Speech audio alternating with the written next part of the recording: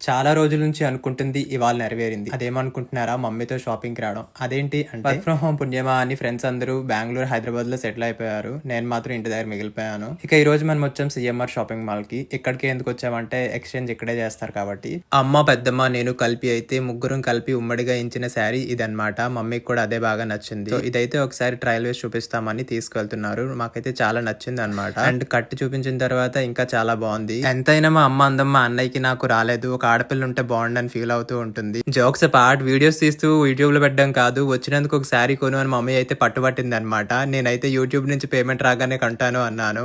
అయితే ఈ మంత్ కి అయితే మేము యూట్యూబ్ నుంచి పేమెంట్ ఎక్స్పెక్ట్ చేస్తున్నాం. ఇక పనిలో పని నేను ఎలాగో వచ్చాను కాబట్టి బెంగళూరు ట్రిప్ కి కావాల్సిన ఫార్మల్ షాపింగ్ అయితే చేద్దామని నేను కూడా నా షాపింగ్ అయితే చూసుకున్నాను.